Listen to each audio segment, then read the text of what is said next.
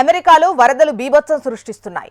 Texas రాష్ట్రంలో గత వారం వరద విధ్వంసం సృష్టించగా తాజాగా న్యూ మెక్సికోలోని రూడోసోలోనూ ఆకస్మిక వరదలు ముంచెత్తుతున్నాయి. దీంతో అధికారులు అక్కడ అత్యవసర పరిస్థితి ప్రకటించారు.